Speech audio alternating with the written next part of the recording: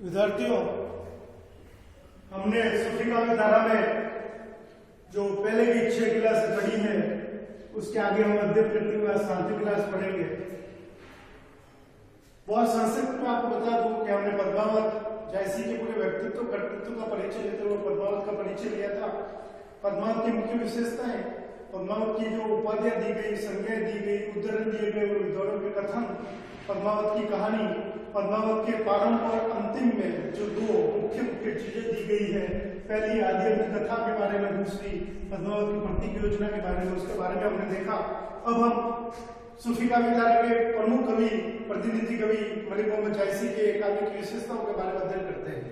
हम देखते हैं कि मलिक मोहम्मद जायसी एक बहुत ही सिद्ध सूफी फकीर रहे। इसी कारण इनके काव्य में मसनवी शैली का बहुत ही बढ़िया प्रयोग हमें मिलता है। मसनवी शैली मैं आपको बता दूं पुनः, मसनवी शैली में प्रथमतः अल्लाह की वंदना होने के उपरांत मोहम्मद पैगंबर, उन 4 मित्र उनके पैगंबर के सहायवक्त गुरु की वंदना और कवि के आत्म परिचय के बारे में बताया जाता है। फिर हम देखते हैं सिद्ध सूफी फकीर हैं, मसनवी शैली है, इन्होंने पद्मावत जैसे बहुत ही बढ़िया महाकाव्य की रचना की। इसके कारण इनकी जो शैली रही है वह प्रबंधात्मक शैली रही है और इसके अंदर इतिवृत्तात्मकता प्रदान मिलती है। जायसी ने पद्मिनी के सौंदर्य के अतिरिक्त नागमती के विरह का, सिंहलदीप की वैश्याओं का चित्रण भी बहुत व्यापक रूप से किया है। इसके लिए हम कहते हैं वस्तु वर्णन का व्यापक चित्रण। अब हम कथा के मार्फत आते हैं तो हम ये पद देख चुके हैं जिसके अंदर हमें प्रतीक योजना मिलती है और एक रूपक मिलता है। इस रूपक को समझने में पद्मावत के दोहरे अर्थ रंजित होते हैं। हम यहाँ पर देखते हैं कि नारी के नाम पर इस काव्य का नामकरण किया गया है और ये जो नारी है इसके अपूर्व शौर्य का, उसकी सुंदरता का, नक्शी से लेके संपूर्ण जो वर्णन मिलते हैं सभी का वर्णन हमें मिलता है। यह नारी हमें यहाँ पर परमात्मा के रूप में, अर्थात शुक्ल की भाषा में परमात्मा के रूप में और जायसी की भाषा में हम इसे कहेंगे सात्विक बुद्धि के रूप में चित्रित की जाती है। यह काव्य श्रृंगार रस प्रदान होने पर, जिसमें राजा रत्नसेन, नागमती और पद्मावती की जो प्रेम त्रिकोण कथा चलती है, उसके कारण इसमें श्रृंगार रस तो प्रमुख है, किंतु श्रृंगार में भी वियोग श्रृंगार रस सबसे ज्यादा प्रमुख रहा है।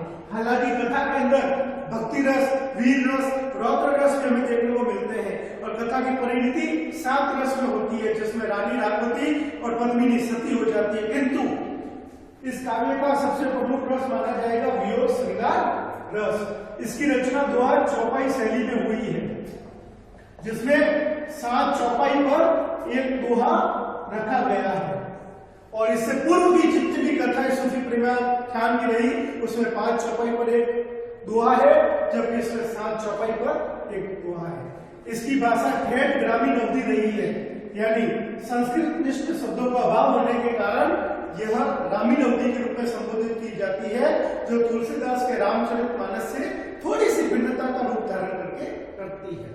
अगली बात करें, इसमें उपमा, रूपक, उत्प्रेक्षा, अतिशयोक्ति अलंकारों का बहुत ही अच्छा चित्रण किया गया।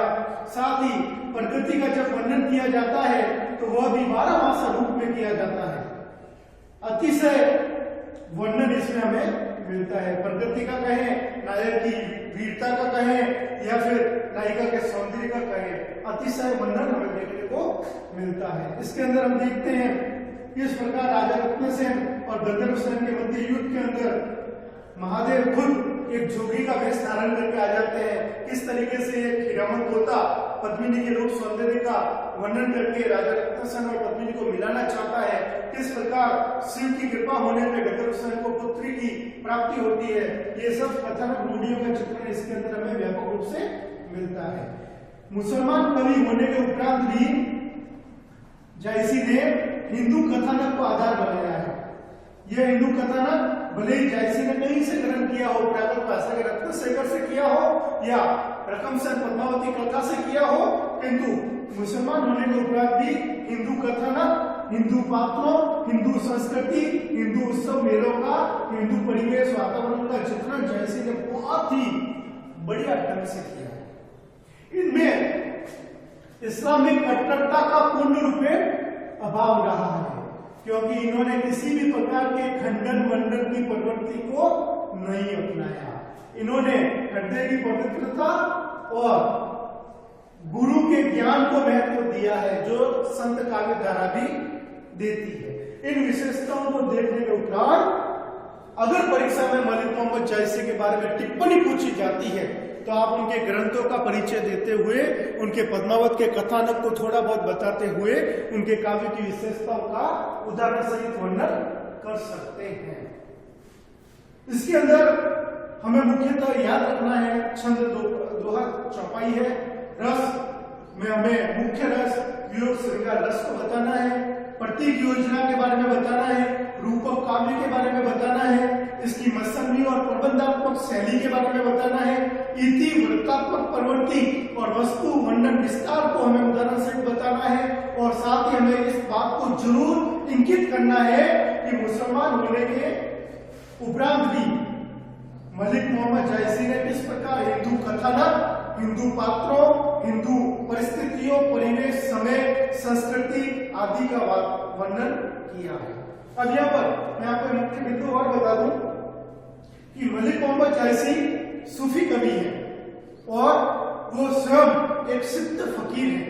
इसके कारण इनकी जो पद्मावत हमें मिलती है उस पर फारसी का प्रभाव अवश्य मिलता है, और ये फारसी का प्रभाव कहां पर मिलता है? नागवती के विरह या राजा रत्नसेन के विलय वर्णन।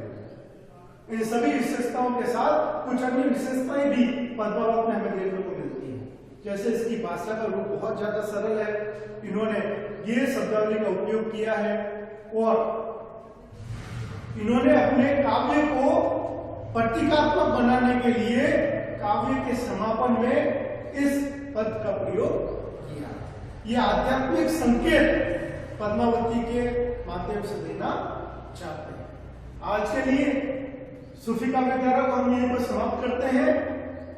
अगली जब क्लास होगी तब हम भक्तिकाल की निर्गुण काव्य धारा, संत और सूफी पटरी जो हमने, उसके उपरांत सगुण काव्य धारा की बात करेंगे। और सगुण काव्य धारा में दो काव्य धाराएं आती है, राम काव्य धारा और कृष्ण भक्ति काव्य धारा। जो विष्णु के उपासक रहे हैं उनमें वो लोग इस काव्य धारा में प्रमुखता से हमें मिलते हैं। अगली क्लास में मिलते हैं, तब तक के लिए धन्यवाद।